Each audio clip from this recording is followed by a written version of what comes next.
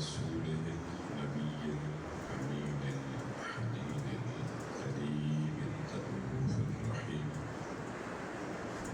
أما بعد فأعوذ بالله من الشيطان الرجيم بسم الله الرحمن الرحيم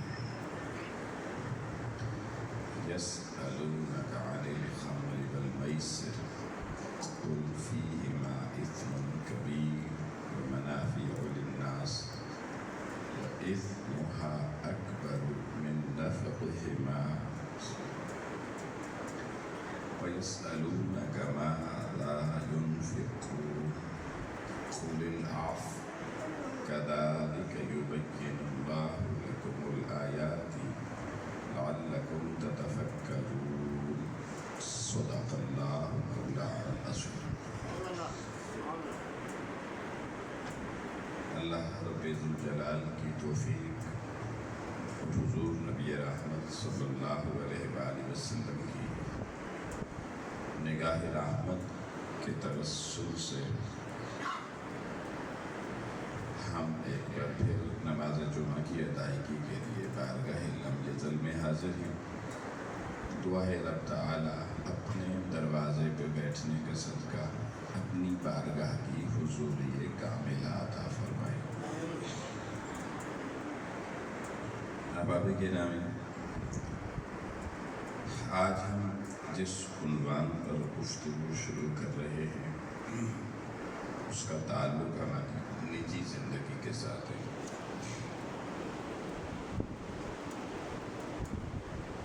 یہ عنوان نجی زندگی کے حوالے سے بہت اہمیت کا حامل ہے۔ ویسے تو ہماری ترتیب میں میرے ذہن میں تھا کہ ہم ایک اور بہت اہم عنوان پر سلسلہ گفتگو شروع کریں گے، لیکن ایک دو احباب نے اس حوالے سے اپنی کچھ چیزیں دریافت کی تو میں نے ضروری سمجھا کہ پہلے اس موضوع پر گفتگو کی جائے اور اس کے فوراً بعد پھر ہم اس اہم ترین مسئلے کی طرف بڑھیں گے جو اس دور میں الحاد کی طرف سے ہماری نئی نسلوں کو شکار کرنے کی غرض سے قرآن و سنت کے حوالے سے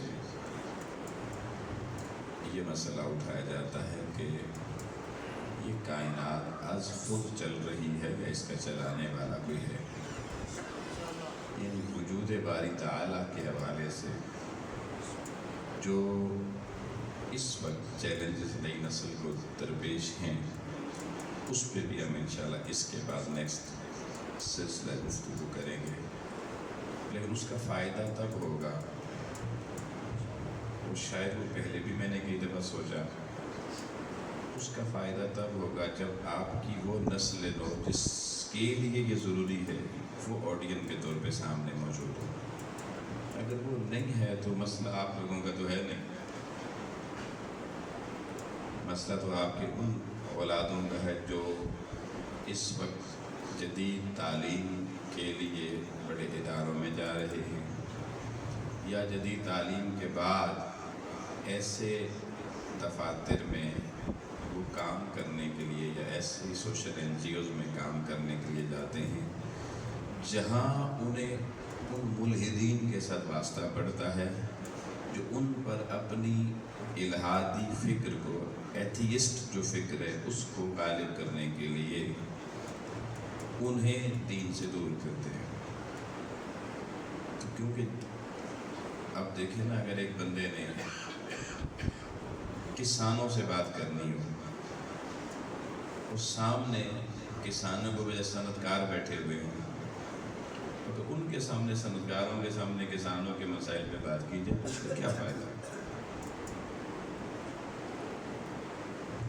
ہم تو اس لیے یہ کہتے ہیں کہ آپ کی وہ نسلیں اگر آڈین میں نہیں آئیں گی ہم بری عظیم اللہ کی بارگاہ میں کہ جن کو بتانا ہے وہ نہیں آ رہے تو جدھر جا رہے ہیں تو چلے جائیں گے۔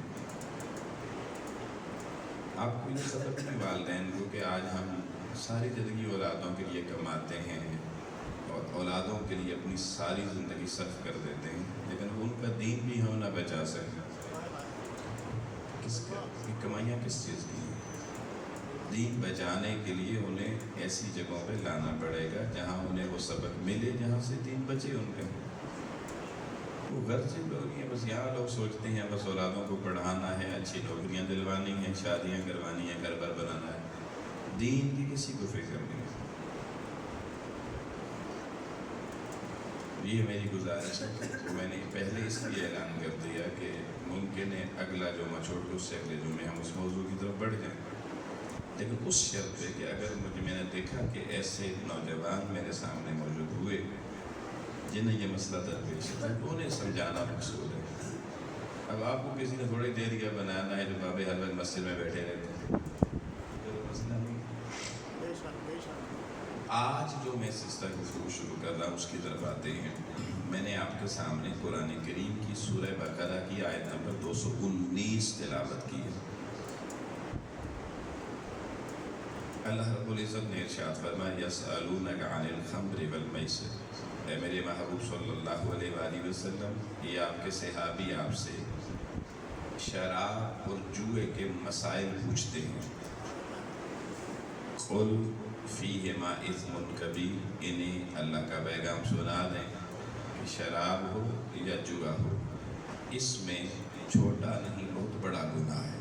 اسم کبیر، یہ گناہ کبیرہ ہے، ومنافع للناس، لیکن لوگوں کے لیے نفع بخش تجارت موجود ہے، لیکن ہے کیونکہ گناہ کبیرہ تو اگر اس میں کوئی نفع والی تجارت ہو بھی تو گناہ والی تجارت دین اسے کرنے کی اجازت نہیں دیتا۔ یہ اللہ نے اسٹریٹ اوے جوئے کو اور شراب کو حرام قرار دے دیا۔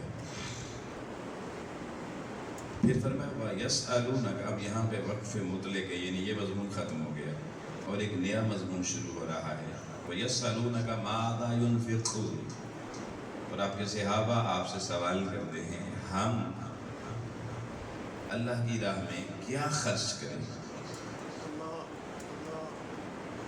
قل، آپ انہیں بتا دیں، قل العفو، وہ خرچ کریں جو آپ کی ضرورتوں سے زائد ہے۔ كَذَلِكَ يُبَيِّنُ اللَّهُ لَكُمُ الْآيَاتِ، اللہ تعالیٰ اپنے احکام کو، نشانیوں کو کھول کھول کے بیان کرتا ہے۔ لَعَلَّكُمْ تَتَفَكَّرُونَ، تاکہ تم ان پر غور و فکر کر کے صحیح دینی فکر کو حاصل کر سکو۔ فی الدنیا والآخرہ، دنیا میں بھی اور آخرت میں بھی، یعنی دنیا اور آخرت دونوں کو بچانا ہے، دونوں کو سیو کرنا ہے۔ اب ہم اس میں سے آج اس دوسرے پورشن پہ گفتگو کر رہے ہیں کہ صحابہ حضور سے پوچھ رہے ہیں کیا خرچ کریں، اور اللہ کہہ رہا ہے جو زائد ہے وہ خرچ کریں۔ اس حوالے سے لوگوں میں ابہامات اور تشکیکات ہوتے ہیں۔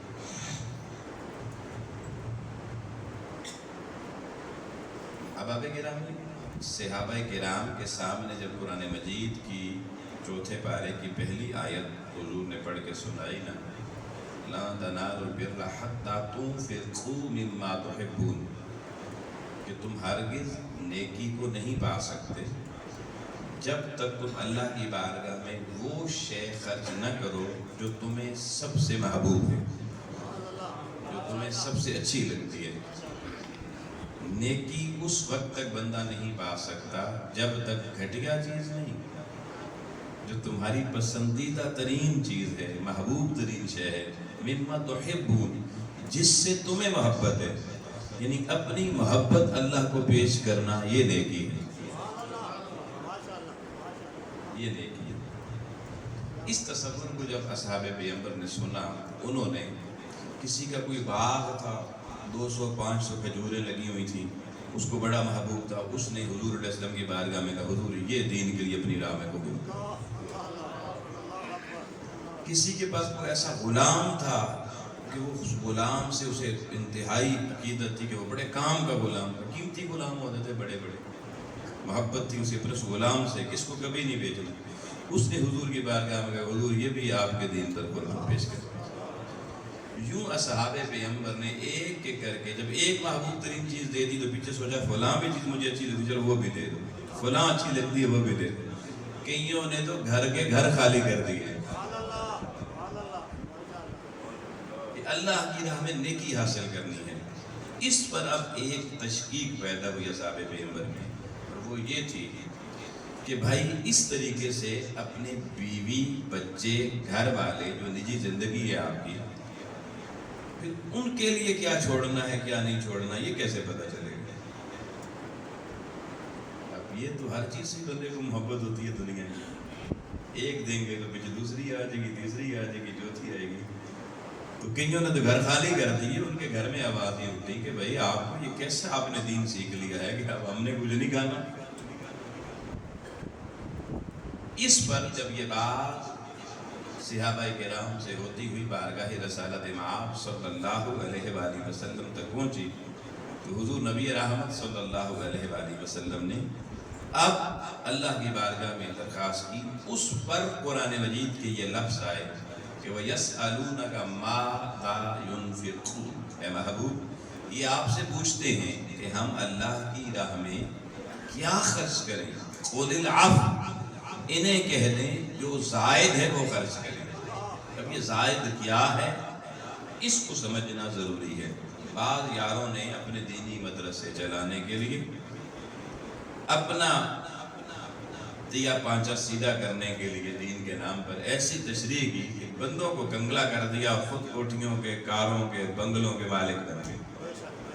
یہ المیہ حیات۔ اب تو ایسے ایسے دینی رہنما ہیں کہ جب انہوں نے پہلا مدرسہ بنایا تھا تو چندہ مانگ کے بنایا تھا، کچھ خود اپنے پاس کچھ نہیں تھا، لیکن جب دنیا سے فوت ہوئے تو انہوں نے عدالت عالیہ کا دروازہ کھٹکھٹایا بچوں نے کہ ایسٹ تقسیم کرنے میں ہماری ہیلپ کی جائے، ابا اتنا چھوڑ گیا سمجھ نہیں آ رہا۔ یہ مثال اسی ملک میں موجود ہے۔ تو اتنا کہاں سے ایسے سوال ہو رہے؟ تو لوگوں کو یہ درس دے کہ ہر جمعے ہی اپیل کرنا، ہر تقریب میں کرنا، ہر مدرسے کی مسجد کی کہ بھائی لے آؤ سب کچھ۔ یہ قرآن کہہ رہا ہے گھر میں صرف جو آج کے کھانے کا ورق ہو، باقی سارا زائد اٹھا کے اللہ کی راہ میں دینا ہے۔ ہماری جھولیاں بھر دو، پیروں کی جھولیاں بھر گئیں، مولویوں کی بھر گئیں، وہ کہاں سے کہاں پہنچ گئے۔ قوم کنگلی ہو رہی ہے اور یہ بیگ میں جناب روزانہ اوپر جا رہے ہیں، اور اس پہ سوالات اٹھنا شروع ہو گئے۔ تو میں نے ضروری سمجھا کہ اس حوالے سے یہ مسئلہ قرآن مجید سے کلیئر کیا۔ اب آپ گرامی، اب میں ایک حدیث آپ کے سامنے پہلے پڑھوں گا، اس حدیث کو آپ غور سے سنیں گے اور پھر اس آیت کو ہم دیکھیں گے تو آپ کو یہ مسئلہ سمجھ میں آ جائے گا۔ اب حدیث ہے صحیح مسلم شریف کی، انٹرنیشنل نمبر اس کا ہے 995، اور ویسے بیروت کے نمبر جو لگے حدیث کے وہ ہے 2311 نمبر ہے حدیث کا۔ اب آپ بہت توجہ سے 4 جملے حدیث کے کو سمجھیے گا۔ وہ بڑے دور سے تشریف لائیں بزرگ عبدالرؤف صاحب، آگے تشریف لیں، آگے آ جائیں، وہ بہت پیچھے دروازے کے بل بیٹھ گئے، آپ آگے آ جائیں۔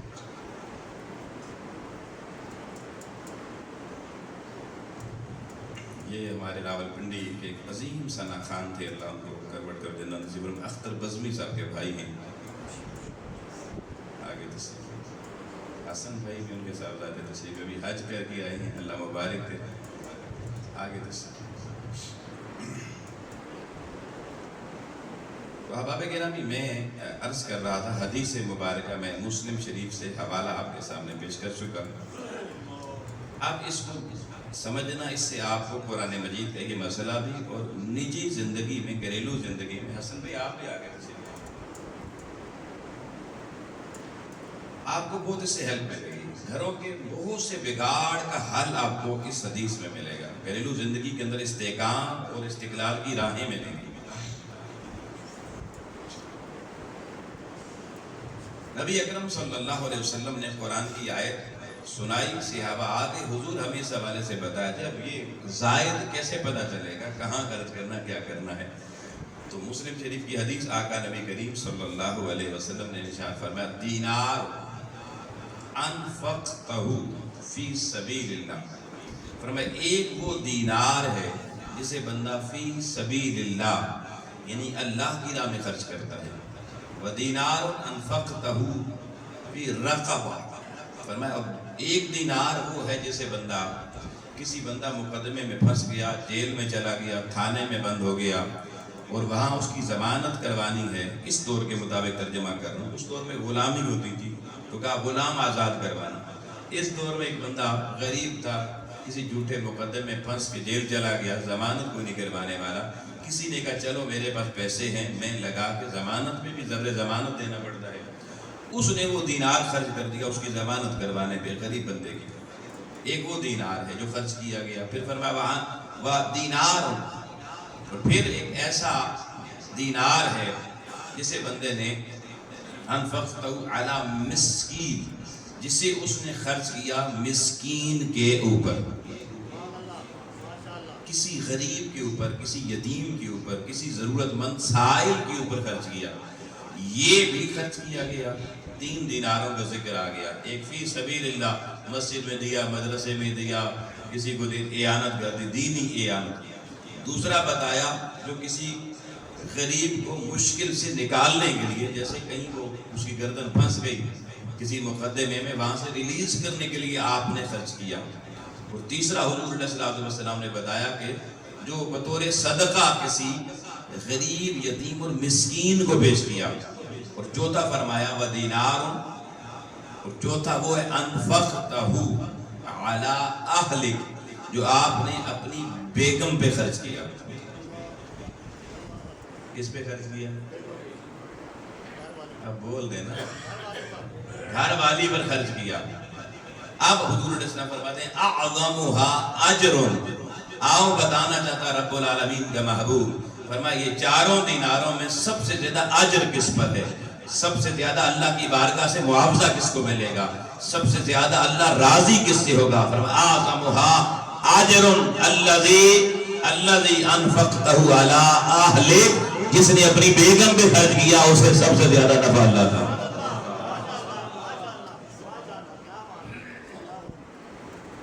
آپ دیکھیں یہ میں اپنی طرف سے نہیں کہہ رہا، میں نے حوالہ پہلے دیا صحیح مسلم کا، اور نبی اکرم صلی اللہ علیہ وسلم کا فرمان آپ کے سامنے رکھا۔ اب حضور جس بات کو کہہ دیں ساری کائنات بدلنا چاہے وہ بات بدل نہیں سکتی۔ ہمارا مزاج کیا ہے؟ ہم سمجھتے ہیں باہر دوستوں کو پارٹی کھلائیں گے، باہر غریبوں کو چلے دکھیوں کو خدمت کریں گے، اس کا ثواب زیادہ ہے، اس کا اجر زیادہ ہے، مسجد میں دیں گے زیادہ ہے، مدرسے میں دیں گے زیادہ ہے۔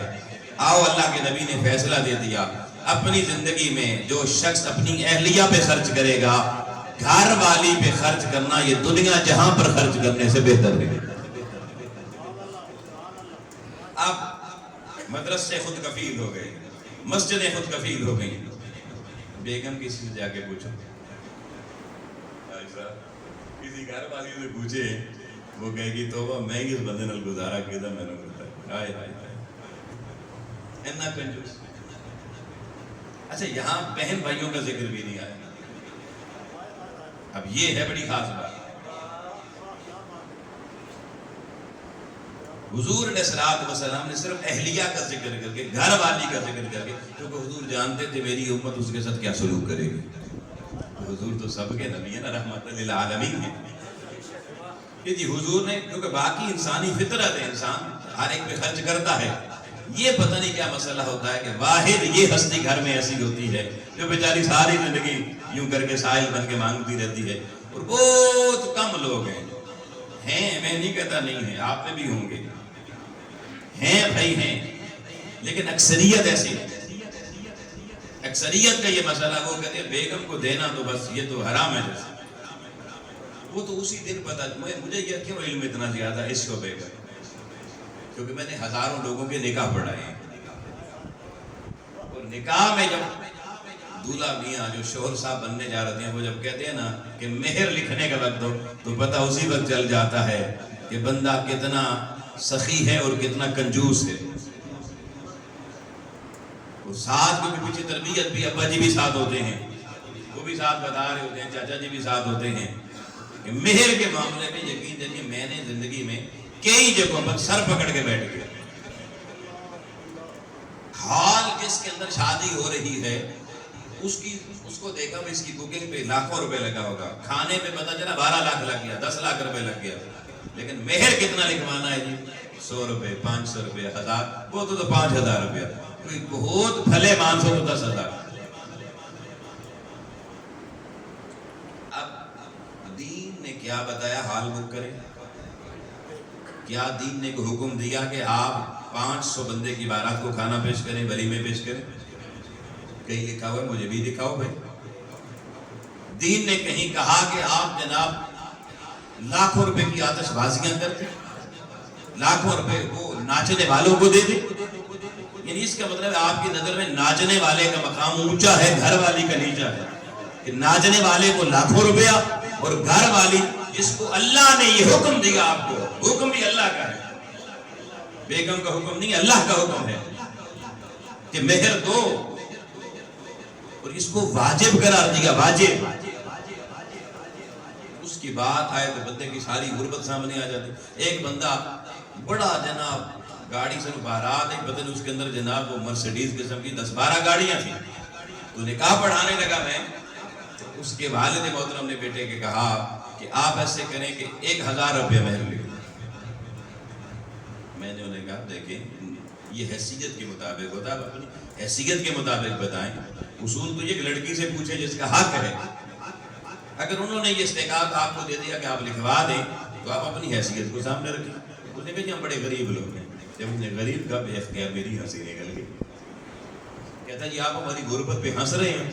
میں نے کہا جی ماشاءاللہ ماشاءاللہ، غربت پہ تو ہنس رہا ہوں، یہ جو باہر گاڑیاں آئی ہیں مجھے کسی نے بتایا کہ اس میں سے 2 مرسیڈیز تو آپ کی اپنی ہیں۔ اگر پاکستان میں غریب ایسے ہوتے ہیں تو پھر امیروں کا کیا حال ہوگا؟ مجھے غریبوں کو یہ بستی بتائیں کہاں پر ہوتی ہے، کوئی خیرات لے کے جائے گا؟ کس قدر رسول اکرم صلی اللہ علیہ وسلم کی شریعت کا مذاق اڑایا جاتا ہے، دین مصطفیٰ کے ساتھ کھلواڑ کھیلا جاتا ہے، کہ ناچنے والوں پر، ڈھول باجوں پر، حالوں پر، کھانوں پر لاکھوں روپے لگا کے اپنی ناک اونچی کی جاتی ہے۔ لیکن جو اللہ رب العزت میں نکاح کی حرام کو حلال میں بدلنے کے لیے مہر دینے کا حکم دے رہا ہے، وہاں پہ جا کے تمہاری ساری غربت سامنے آ جاتی ہے۔ حضور نبی رحمت صلی اللہ علیہ وسلم نے اس لیے سارے دینار گنوا کے کہا کہ اعظمها اجرا، کوئی ہے جو اللہ سے تجارت کرنا چاہے۔ اچھا یہ بھی مزے کی بات یہ ہے کہ اس کو بھی اللہ نے یہ نہیں کہا کہ بیگم کو دو گے تمہیں کچھ نہیں ملے گا۔ ہاں بیگم کچھ نہیں دے سکتی، وہ بیچاری گھر والی ہے، گھر سنبھالے گی، بچے پیدا کرے گی، کوئی دوائی لے لے گی، کوئی اپنے کپڑے لے لے گی، اس نے کدھر جانا ہے؟ مگر اللہ کے محبوب نے کہا اعظمها اجرا، فرمایا سب سے بڑا اجر جو اللہ کے پاس ہے، سب سے بڑی اجرت اور معاوضہ جو اللہ کے پاس ہے، کوئی اپنی بیوی کو کھلائے گا اللہ اس کو کائنات میں سب سے زیادہ رجائے گا۔ یہ حضور وعدہ کر رہے ہیں۔ اب کتنے بندے ہیں ایمان سے، میرے سامنے کسی نے ہاں نہ نہیں کرنی، اپنے من میں سوچیں، جو مہینے جیسے پہلی آئے، جیسے کہتے ہیں کریانے والے کے پیسے دینے ہیں، فلاں کے بجلی والے کا بل دینا ہے، فلاں قسط دینی ہے پلاٹ کی، وہ کہے میں نے بیگم کو بھی ماہانہ اس کا خرچ پاکٹ منی دینی ہے، یقین جانیے اکا دکا ہوگا، اکثریت ایسی ہوگی انہوں نے کبھی اس سے نہیں پوچھا، کہتے ہیں روٹی کھلا دیں، اس کو کپڑے لے دیتے ہیں۔ اچھا اگر کوئی بندہ آپ کو صرف روٹی 2 ٹائم پہ کھلا دے، کپڑے سال کے بعد لے دے، جوتے لے دے، تو کیا خیال آپ گزارا کر لیں گے؟ سوچئے کہ کبھی ان جملوں پر اس کے لیے جو فتویٰ آپ نے دائر کر رکھا ہے۔ اچھا مزے کی بات پھر یہ ہے اگر کوئی اس کو خرچہ دے بھی نہیں، کئی لوگ بڑے سیانے ہوتے ہیں، وہ کہتے ہیں نا کچھ کے ماں باپ سیانے، کچھ اولادیں ماں باپ سے بھی زیادہ سیانی ہوتی ہیں، وہ کیا کرتی ہیں، وہ مہینے کے بعد تنخواہ لے، پیسے لیے 20,000 روپیہ بیگم کے ہاتھ پہ رکھا اور کہا یہ لو پورے مہینے کا خرچہ بچوں کا، گھر کا کھانے پینے کا تم نے چلا۔ وہ کہتے ہیں ہم تو ہر مہینے 20,000 روپے دیتے ہیں۔ اچھا 20,000 بھی مشروط دیتے ہیں کہ اسے گھر کا خرچہ چلانا ہے، اور اس میں بھی اگر کوئی بہت کفایت سوا شیار کسی کی بیگم ہو کہ وہ 20,000 میں سے 18,000 میں سے مہینہ چلا لے، 2,000 بچ جائے، تو وہ 2,000 اس طرح دینے سے اپنے اوپر خرچ نہیں کر سکتی، گناہگار ہوگی۔ اب یہ بھی ایک مسئلہ سمجھ، آپ نے اپنی بیگم صاحبہ کو چلے 50,000 دے دیا جی پورے مہینے کا خرچہ، بچوں کی فیسیں بھی دو، بجلی گیس کے بل بھی دو، اور سارا جتنی گروسری ہے گھر کی وہ بھی تمہارے ذمہ۔ اچھا اس نے کفایت سیاری کی اور مہینے بعد 5,000 روپے بچا دیا، 45,000 روپے میں آپ مہینے بعد اسے کہتے ہیں ہاں بھی کوئی بچا ہے، وہ بھی لے لیتے ہیں۔ اچھا وہ نہ بھی دے، اگر اس نے 45,000 میں وہ خرچہ کیا جس کی اجازت شوہر نے دی تھی، جس کے لیے خرچہ دیا تھا، اور 5,000 بچا کے اس نے اپنے اوپر خرچ کر دیا یا اپنی کسی بہن کو دے دیا، اس کے لیے ناجائز ہے۔ کیوں؟ اب یہ ایک بہت کرٹیکل مسئلہ ہے جس کی طرف میں آپ کو لے کے جانا چاہتا ہوں۔ اس لیے احباب گرامی کہ کسی کو اگر آپ کوئی چیز دیں تو جب تک ملکیت اپنی زبان سے ٹرانسفر نہ کریں وہ اسے اپنے اوپر خرچ نہیں کر سکتا۔ آپ اگر اس کو خرچہ دیں نا 50,000 روپے اور اسے کہہ دیں، یہ کہہ دیں کہ بھئی جتنا ماہانہ خرچ ہوتا ہے ارینج کر لو، جو بچ گیا وہ تیرا ہے، جو بچ گیا وہ تیرا ہے۔ اب وہ اپنے اوپر خرچ کر سکتی ہے، یہ شوہر کی طرف سے 1000 بچے، 500 بچے، 10,000 بچے، یہ اس کا ہو گیا۔ اگر شوہر یہ نہ کہے کہ یہ تیرا ہے، اب وہ بیچاری اگر اس سے 100 روپے بھی خرچ کرے گی قیامت کو گنہگار بن کے اللہ کی بارگاہ میں پیش ہوگی۔ اچھا یہاں عالم کیا ہے؟ شادی ہوئی، زیور ڈالتے ہیں وہ بھی لوگوں کو دکھانے کے لیے، 3 تولے، 5 تولے، 7 تولے، کچھ بھی 1 تولہ ڈال دیے۔ ہم نکاح پڑھاتے ہوئے بعد میں پوچھ لیتے ہیں کہ بھائی یہ مہر میں لکھنے، کہتے ہیں نہیں یہ مہر میں نہیں لکھنے۔ اتنے سیانے ہیں کہ پتہ ہے مہر میں لکھا گیا تو وہ مالک بن جائے گی، مہر میں دیا گیا تو مالک بن جائے گی۔ اچھا کئیوں کو ہم نے کہا یہ آپ یہ جو سونا ہے 3 تولے یہ کیوں دے رہے ہیں؟ کہتے ہیں تحفے میں دے رہے ہیں، شادی کا تحفہ۔ تو تحفے میں ہم کہتے ہیں مہر میں لکھ دیں، کیونکہ تحفہ عطیہ ہوتا ہے، عطیہ میں اگلا بندہ مالک ہوتا ہے اور ملکیت لکھی جانی چاہیے، وہ تو مہر میں آنی چاہیے۔ کہتے ہیں نہیں لکھنی نہیں ہے، اس کا مطلب ہے تحفے لفظ کے ساتھ بھی کھلواڑ کھیلا جا رہا ہے۔ اس لیے بعض اوقات وہ بیچاری بہو رخصت ہو کے آتی ہے، اگلے دن ساس اماں کہتی ہے بیٹا وہ زیورات ذرا مجھے دے دے میں سنبھال کے رکھوں گی، بڑا خطرہ ہوتا کوئی چوری نہ ہو جائے۔ تو یہ یاد رکھیں جب کسی کو گھر والی کو کوئی بھی چیز دیں تو پہلے 3 میں سے ایک فیصلہ کریں اور اس کو لکھیں۔ یہ میں بہت سی الجھنوں سے بچنے کا راستہ بتا رہا ہوں۔ نمبر 1، اور آپ اپنی بیٹیوں کو بھی سکھائیں، وہ بھی لکھوائیں سگنیچر میں کہ بھئی جو چیز انہیں دی جا رہی ہے اس کی ملکیت بھی دی جا رہی ہے یا عاریتاً دیا جا، ادھار دیا جا رہا ہے۔ ادھار میں اور ملکیت میں فرق ہوتا ہے، ادھار جب چاہیں آپ واپس لے سکتے ہیں، لیکن جب ملکیت اگلے کو دے دیں گے وہ مالک بن جائے گا، آپ اس سے لے نہیں سکتے۔ تو دیکھیں نا ایک گھر ہستا بستا، یہ بات جب ہم کریں نا تو بعض لوگ اس کو محسوس کرتے ہیں۔ مثلا میں اگر آپ کو کہوں کہ آج گھر جا کے اپنی بیگم کے ساتھ بیٹھ کے گھر کی جتنی چیزیں ہیں 2 لسٹیں بنائیں، ایک میں لکھیں شوہر کی ملکیت، یہ چیز شوہر کی ملکیت ہے، دوسری لسٹ بنائیں اس میں لکھیں یہ گھر کی چیز بیوی کی ملکیت ہے، اور یہ بنانی چاہیے، یہ شریعت ہے، یہ طے شدہ ہونا چاہیے۔ لیکن ہم نہیں کرتے، کوئی اور میرے جیسا کوئی بندہ کہہ دے تو کہتے ہیں ہو جی میاں بیوی تو ایک دوسرے کے ایک ہی جزو بدن ہوتے ہیں، اس میں کون سی دوسری والی بات ہے؟ جو اس کا ہے وہ میرا ہے، جو میرا ہے وہ اس کا ہے، یہ زبانی کلامی کہہ دیتے ہیں۔ لیکن اب سوال یہ ہے کہ اگر جدائی ہو جائے، طلاق ہو جائے، پھر لسٹیں بنتی ہیں کہ نہیں بنتی؟ یونین کونسلوں میں لسٹیں جاتی ہیں نہیں، پھر جھوٹ لکھا جاتا ہے، خدا جانے کیا ہے، بڑھا چڑھا کے۔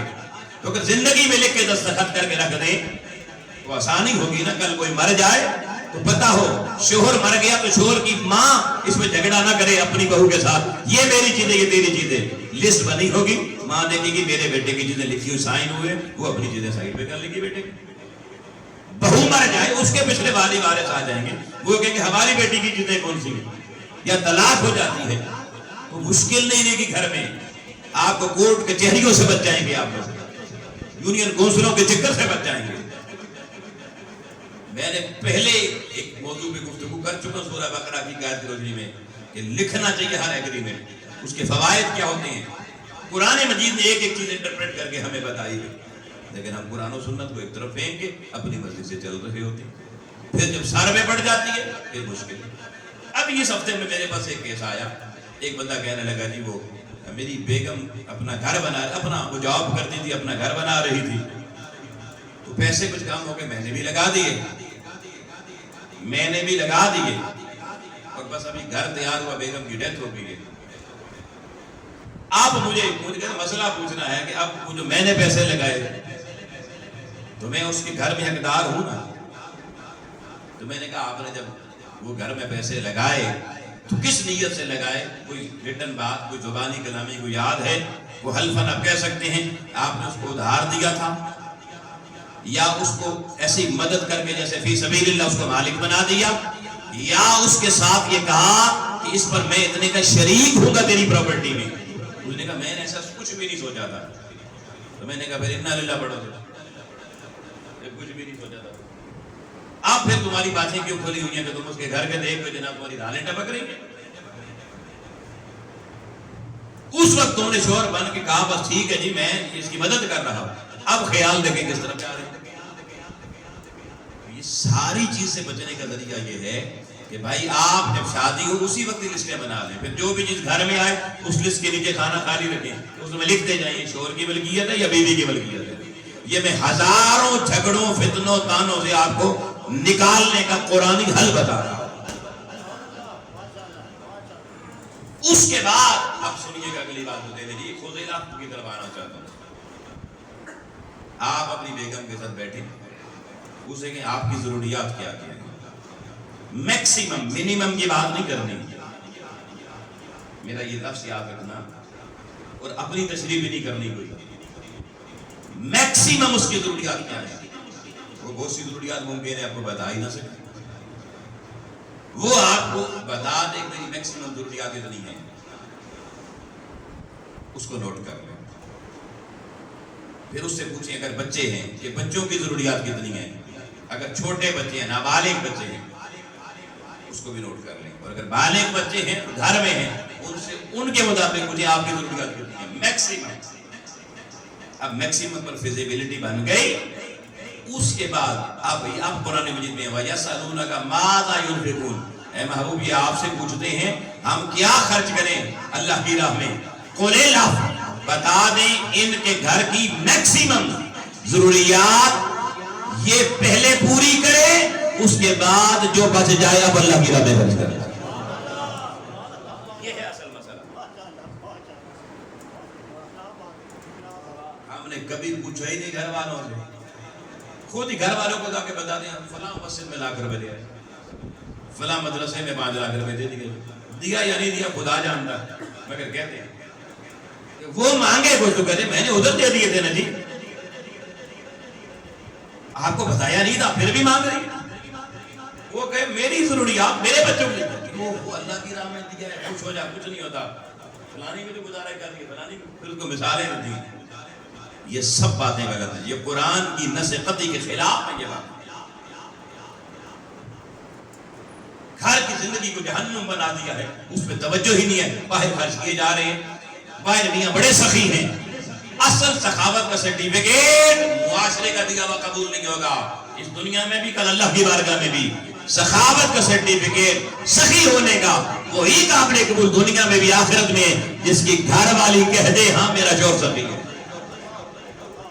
یہ ویسے کبھی اپنے طور پہ تسلی بھی کر لینا گھر میں جا کے.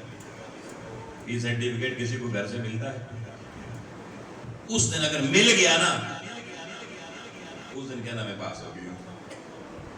اور یہ امتحان ہے. آپ بچے کو تو پوچھتے ہیں نا رزلٹ آ گیا کل پرسوں آیا، ہاں جی کون پاس ہوا کون فیل ہوا.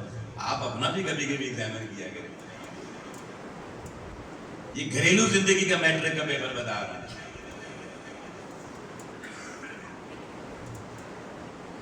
اب آپ دیکھیں اللہ تعالیٰ نے اس کے بعد ایک جملہ اور بولا کَذَالِکَ، یہ جو میں نے بات کیا اپنے محبوب کے ذریعے. اور مزے کی بات کہ اس سے پہلے لفظ خل لگا ہوا ہے. اب یہاں میں خل کی تشریح نہ کروں تو یہ بھی بخل ہوگا. قرآن مجید میں 2 طرح کے احکامات ہیں. ایک وہ احکام ہے جن سے پہلے لفظ خل لگا ہوا ہے، اور ایک وہ جن سے پہلے خل نہیں لگا ہوا. اللہ نے نماز کا حکم دیا، ایک جگہ پر بھی کھول نہیں لگایا کہ محبوب آپ کہتے ہیں، حالانکہ حضور نے ہی کہا ہے. روزے کا حکم دیا، ایک جگہ بھی کھول نہیں کہا. زکوٰۃ کا حکم 32 جگہوں پر دیا، ایک جگہ بھی کھول نہیں لگایا. حج کا حکم دیا، کھول نہیں لگایا. اپنی تسبیح و تحلیل کا حکم دیا، قرآن کی تلاوت کا حکم دیا، قل نہیں لگایا.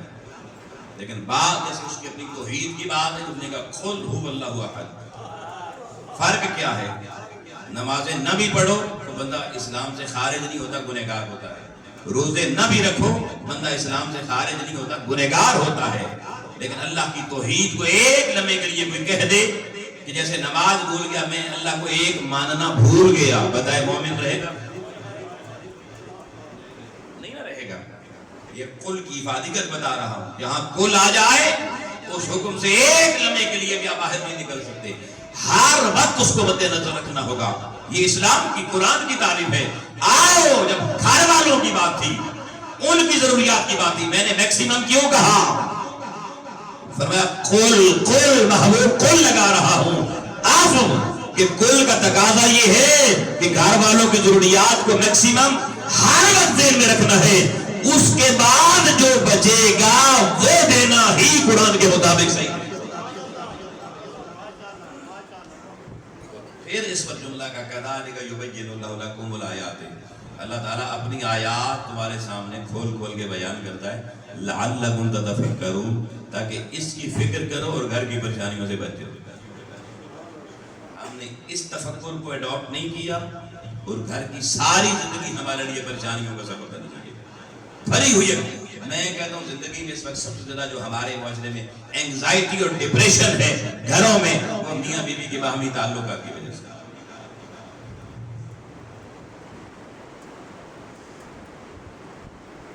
ہماری ایک جاننے والی ڈاکٹر ہیں، فیمیل ڈاکٹر ہیں، وہ بہت معروف ڈاکٹر ہیں. ایک دفعہ وہ ہمارے گھر میں تشریف لائے فیملی سمیت. تو میں نے ان سے یہ سوال پوچھا کہ ڈاکٹر صاحبہ آپ یہ بتائیں کہ آپ کے پاس جو پیشنٹ خواتین آتی ہیں اور آپ سائیکولوجیکل مسئلے بھی ہینڈل کرتی ہیں، ڈپریشن، انگزائٹی اور اس طرح کی چیزوں کو ہینڈل کرتی ہیں، تو یہ ڈپریشن، انگزائٹی اور سائیکولوجیکل جو پرابلمز آ رہی ہیں، اس کی سب سے بڑی سوسائٹی میں ریزن کیا ہے؟ انہوں نے مسکرا کے ایک جملہ بولا. انہوں نے کہا کہ جسٹ گھریلو ریلیشن میاں بیوی. کہتی کوئی اکا دکا ہوگا جو اس سے باہر ہوگا، ورنہ ہر ایک کا یہ مسئلہ چل رہا ہے. اور اس مسئلے میں سب سے بنیادی جڑ یہ خرچے والی بات ہے. جس عورت کو شوہر خرچ صحیح دیتا ہو اس کی ضرورت کے مطابق، میکسیمم ضرورت کے مطابق، یہ انسانی فطرت ہے. عورت کی فطرت میں یہ چیز شامل ہے کہ اگر اس کی ضروریات آپ پوری کریں، آپ جب بھی گھر جائیں کو پھول لے دیں اس کے لیے جاتے ہوئے جناب کوئی خوشبو لے جائیں، خوشبو حضور کی سنت ہے. اس جاتے ہوئے اس کے لیے کوئی شیمپو اچھا سا لے جائیں، اس کے لیے کبھی کوئی کپڑوں کا جوڑا لے دیں. خود یہ نہیں کہ اس نے لے لیے تو اب میں نے پورا سال لے کے دینے ہی نہیں ہے. مجھے دوستوں کے گھر آپ جاتے ہیں، آپ گفٹ لے کر جاتے ہیں، اور اسپیشلی آپ اس کو پیک کروائیں، اوپر بیگم کا نام لکھوائیں. کیوں؟ کیونکہ اس کے بغیر آپ لے کے جائیں گے وہ چیز، وہ کہیں گے اپنے بچوں کے لیے لائیے، میرے لیے نہیں لائے. تصویر بھی نہیں کرے. اب جیسے اب دوستوں یاروں کو دیتے ہیں تو ٹو فلاں فلاں فرام فلاں فلاں لکھتے ہیں باقاعدہ، تاکہ اس کو پتہ چلے فلاں دوست نے. آپ کسی کی شادی پہ بھی جائیں، لفافے پہ اپنا نام نہیں لکھتے. کیوں لکھتے ہیں؟ اسے پتہ چلے میں اس کو تحفہ دے رہا ہوں. تو یار یہ کام کر کے اپنی بیگم کے ساتھ بھی کیا. آپ کر کے دیکھیں، گھر کی زندگی گل و گلزار بن جائے گی. شکوے، رنجشیں، عداوتیں، بیگم بات نہیں مانتی جی، میرے پیچھے نہیں چلتی جی، فلاں ماں کی مانتی ہے جی، فلاں کے پیچھے چلتی ہے جی. بہن بھائی، یہ سب کچھ بابا اس لیے ہے اس کو خرچے ادھر سے ملتے ہیں. وہ ساری زندگی کہتی ہے میں تو جو لباس پہنتی ہوں ماں مجھے خرید کے دیتی ہے، بہنیں خرید کے دیتی ہیں، بھائی خرید کے دیتے ہیں. تو وہ پھر ان کی تعریفیں نہیں کرے گی تو کس کی کرے گی؟ آپ دے بھی کچھ نہ اور اوپر سے کہیں کہ میری تعریف بھی کرے. اللہ کے دین کا حیا کرو لوگوں، اللہ کے دین کا حیا کرو. میں پھر کہہ رہا ہوں، میں خود آپ میں شمار ہوں، اسی سوسائٹی کا فرد ہوں، اور یہ باتیں جتنی میں دیدہ دلیری سے کہہ رہا ہوں یہ ریکارڈنگ بھی ہوتی ہے، ہمارے گھروں تک بھی جاتی ہے. یہ کہنا ایسی آسان نہیں ہوتی.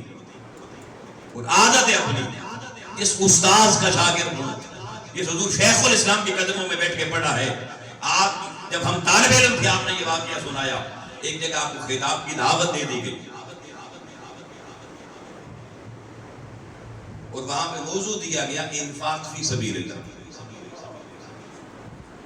آپ کہتے ہیں میں اپنے گھر کے دروازے سے باہر نکلنے لگا 80s کی دہائی کی ابتدا میں، تو کہنے لگے اس وقت میرے گھر میں میرے سب سے بڑے بیٹے کی ولادت ہونے والی تھی. یہ 79-80 کا واقعہ بتا رہا ہوں. اور اس وقت اس ولادت کے لیے ڈاکٹرز نے کہا تھا آپریٹ ہو سکتا ہے. اس کے لیے 6000 یا کچھ روپے اکٹھے کر کے رکھے تھے کہ چلو اس مقصد کے لیے کام آ جائیں. کہتے ہیں اب میں نے جانا تھا درس دینے کے لیے انفاق فی سبیل اللہ، تو میں پس و پیش میں پڑ گیا کہ وہ پیسے گھر میں پڑے ہوئے ہیں، یہ درس میں وہ پیسے میرے ذہن کو مترشح کریں گے. ابھی ولادت دور ہے بچے کی، پہلے سے ڈاکٹر بتا دیتے ہیں 3-4 مہینے پہلے.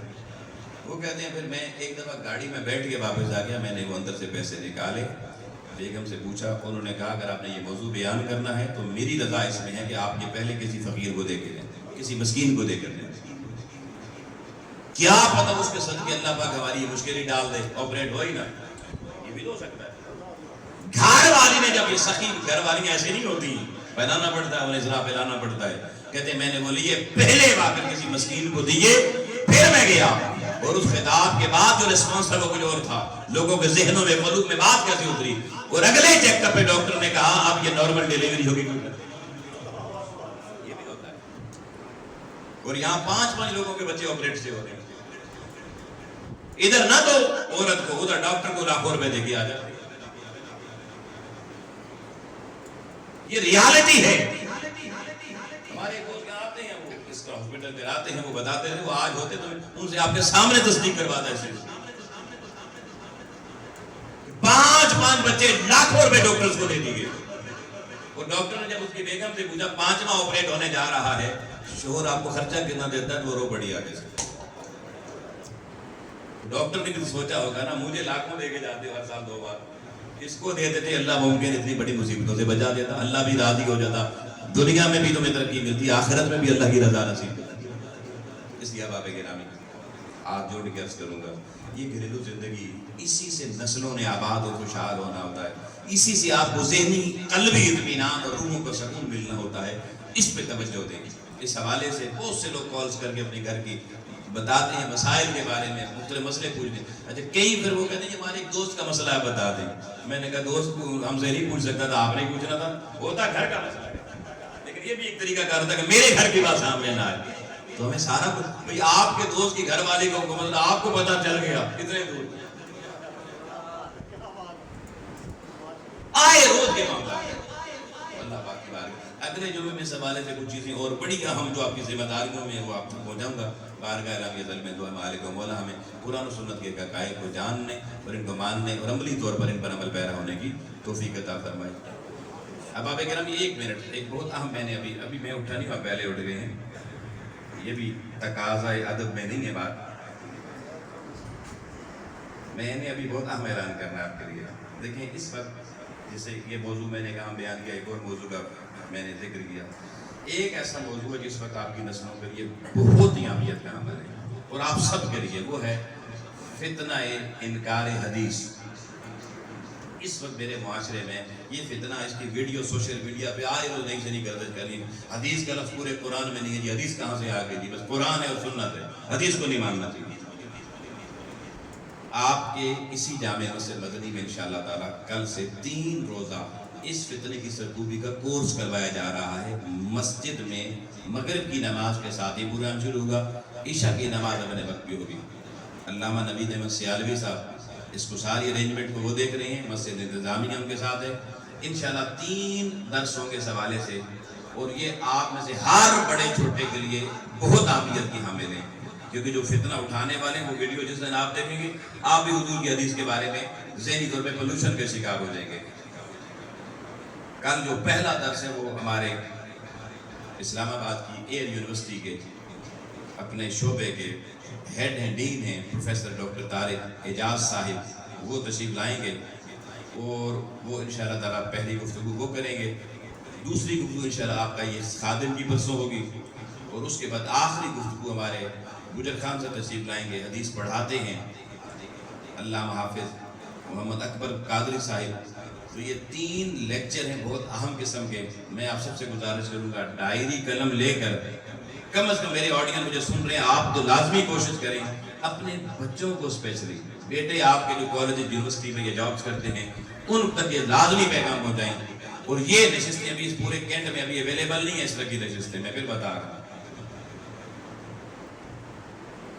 میں پھر کہہ رہا ہوں بابا اس کی بہت اہمیت ہے. کل اگر آپ نے اس نشست کے بعد کسی نے مجھے فون کیا کسی گھر میں سے کہ آج ہمارا بچہ حدیث کو نہیں مان رہا اب پروفیسر صاحب کیا کریں تو میں صرف انا للہ پڑھوں گا. پھر ابھی بتا رہا ہوں کہ آپ کے لیے آپ کی نسلوں کے لیے یہ ارینجمنٹ یہاں پر کر رہے ہیں. وہ چھٹیاں بھی چل رہی ہیں اسکولوں کالجوں میں بھی چھٹیاں ہیں. تو آپ کوشش کریں ان 3 نشستوں کا لازمی حصہ بنے. اللہ تعالیٰ سب گھروں کو اس حضور کی حدیث کی خیر کی طرف آنے کی توفیق عطا فرمائے. وآخر دعوانا اب سنو دیں